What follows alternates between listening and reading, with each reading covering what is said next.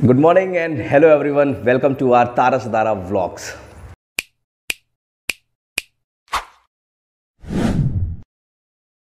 तो स्वागत है आपका आज के इस डेली न्यूज़ ब्लॉग में। आज की डेट है 3 दिसंबर एंड डे है सैटरडे। वीडियो स्टार्ट करने के पहले अगर अभी तक आपने हमारे चैनल को सब्सक्राइब नहीं किया है तो प्लीज़ हमारे चैनल को सब्सक्राइब कर लीजिए ताकि आपको ऐसी शानदार इन्फॉर्मेशन से भरपूर कंटेंट मिलता रहे। So let's start the news with headlines. दोस्तों आज की सबसे पहली हेडलाइन है कि जो पॉस्को एक्ट है उसके बारे में क्या हाल है। जो दूसरी हेडलाइन है, मध्य प्रदेश से यहाँ के एक सीनियर आईपीएस को हटाया गया क्योंकि उन्होंने ताबड़तोड़ काम किया था या काम नहीं किया था। सो अब हम न्यूज़ देखेंगे डिटेल में। दोस्तों आपने एक फिल्म देखी होगी रॉकेटरी, अभी हाल ही में आई थी, जिसमें नंबी नारायण एक वैज्ञानिक थे जिनके ऊपर एक झूठा आरोप लगाया जाता है 1994 में जासूसी का।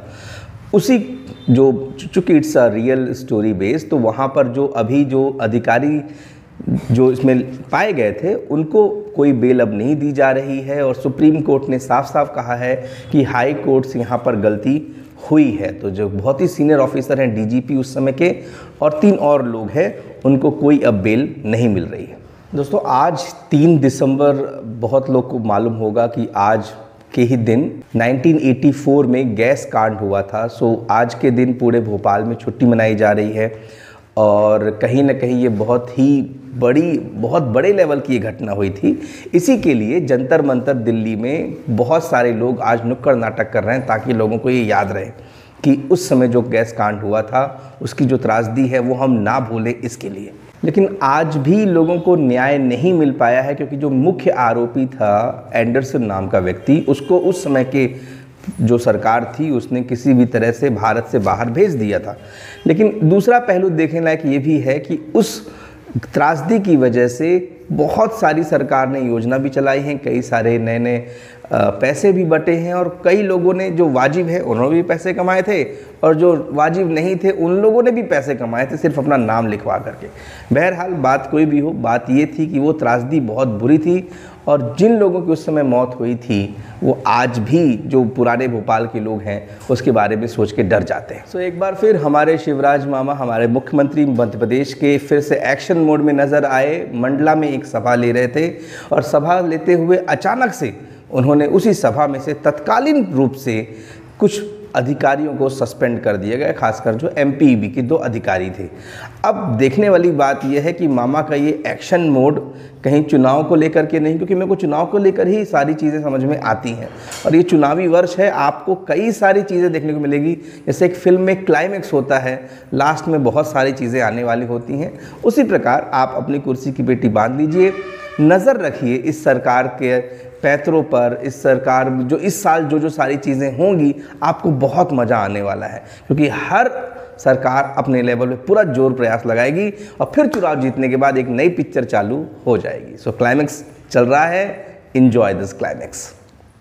तो अब गुजरात में जैसा कि हमने आपको पहले बताया था कि पहले चरण में उतनी वोटिंग नहीं हुई है, तो अब दूसरे चरण में भाजपा पूरे एड़ी जोर लगा रही है सिर्फ एक चीज़ पर कि भैया वोटिंग तो ज़्यादा हो। जब वोट ज़्यादा होंगे तो भाजपा को वोट मिलेंगे, क्योंकि जैसा मैं शुरू से कह रहा था इस बार कांग्रेस का तो नहीं पता लेकिन आम आदमी पार्टी बहुत स्ट्रॉन्ग अपोजिशन के रूप में भाजपा के लिए खड़ी हो गई है। भाजपा के लिए गुजरात गढ़ है, अगर वहाँ ये हारती है तो भाजपा को बहुत ही करारा जवाब मिल जाएगा। एंड लेट्स सी रिजल्ट क्या होता है। We hope for the best for Gujarat. So northern Ladakh में, उत्तरी लद्दाख में एक बार फिर से चीन की हरकत देखने को मिल रही है। देपसांग जो जगह है वहाँ पर चीन ने लगभग 200 नए शेल्टर बनाए हैं अपने सैनिकों को कंबल देने के लिए, मतलब उनको ठंडी से बचाने के नाम पर। अब ये एरिया इसलिए भी इतना ज़्यादा इसका महत्व है क्योंकि कहीं ना कहीं यही जा कर के जो पाकिस्तान ऑक्यूपाइड कश्मीर है, पीओके है, उससे जुड़ता है और इसी रोड में, इसी एरिया में चाइना अपना वो 1 बेल्ट प्रोजेक्ट बना रहा है। अब प्रॉब्लम ये हो रही है भारतीय सैनिकों के लिए कि वो वहाँ पर पेट्रोलिंग कर नहीं पा रहे हैं। तो चीन, जैसा कि आप सब जानते हैं, चीनी, मैंने पहले भी कहा था, चाहे वो शरीर में ज़्यादा हो जाए तो ख़राब है और दुनिया के लिए तो ख़राब हो ही रहा है। तो अब ये विस्तारवादी नीति इसकी फिर से चालू हो गई है और ये फिर से अपनी असली औकात दिखाने को तैयार है। अब देखा जाए तो ये इस बात का भी कह सकते हैं, एक उनका रिएक्शन ये है क्योंकि अभी हाल ही में भारत ने और अमेरिकन आर्मी, यूएस आर्मी ने उसी एरिया के पास अभी एक मिल करके एक कॉम्बैक्ट एक ट्रेनिंग अपनाई है, जिसकी वजह से कहीं ना कहीं चाइना डरा हुआ है। अब भाई जाहिर सी बात है, भारत एक ऐसा देश बनता जा रहा है जो पूरे दुनिया में अपनी पैठ बना रहा है, तो चाइना तो परेशान होगा ही होगा। आपका इसके बारे में क्या कहना है, कमेंट करके ज़रूर बताइएगा। So let's come to our second final news। Kailash Makwana जो कि हाल ही में 6 महीने पहले मध्य प्रदेश के लोकायुक्त के डीजी के रूप में इनको पोस्टिंग दी गई थी। अब 6 महीने के अंदर ही इनको हटा भी दिया गया। अब कारण क्या है, तो कारण सिंपल से ये समझ में आ रहा है कि इन्होंने कुछ ज़्यादा ही स्पीड से काम किया। कई सारे ऐसे केसेस जो पुराने थे, जो कई सालों से बंद पड़े थे, इन्होंने उसकी फाइल भी खोलनी चालू कर दी और कई सारे अधिकारियों को इन्होंने फ्री हैंड दे दिया कि आप ऐसे कोई बिना औपचारिक परमिशन के बिना भी आप कार्यवाही कर सकते हैं। जाहिर सी बात है, अगर कोई अधिकारी बहुत साफ सुथरा होकर के इतनी तेज़ी से काम करेगा तो कुछ लोगों को दिक्कत तो होगी। अब यही दिक्कत हुई, कुछ जस्टिस थे उनको ये दिक्कत हुई, तो वो लोगों से सीएम से मिले और उनका तुरंत ट्रांसफ़र वहाँ से पुलिस हाउसिंग बोर्ड कॉरपोरेशन में करवा दिया गया। जैसे ही ये संदेशा इनको मिलता है, इन्होंने ट्विटर पर अपने एक सीनियर अपना ये मैसेज डाला और कि मुझे हटा दिया गया है और ये सारी चीज़ें ट्रांसफ़र हो चुका है।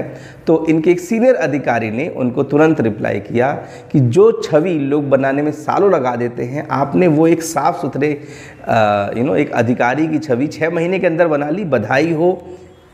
This is the reality. POCSO act यानी protection of children from sexual offence 10 साल पहले भारत में ये लाया गया था। अब इस 10 साल में इसका क्या हुआ? सजाएं तो हुई हैं, लेकिन जितनी सजा हुई है उसमें से 3 गुना ज़्यादा लोगों को बरी भी किया गया है। सर्वाधिक मामला उत्तर प्रदेश में आया है। कुछ रिसर्च के हिसाब से ये पाया गया है कि जो भी मामले हुए हैं उनमें से 94% मामलों में जो भी आरोपी हैं वो परिचित ही हैं। तो हमें अपने बच्चों को परिचित लोगों से ही बचाने की ज़रूरत है, अपरिचित लोगों से बचाने की ज़रूरत नहीं है। भाई देखिए, सीधी सी बात है, एक बहुत सिंपल सी बात है कि आपका दुश्मन कौन होगा? जो परिचित होगा। जो अपरिचित है वो आपका दुश्मन ही क्यों होगा?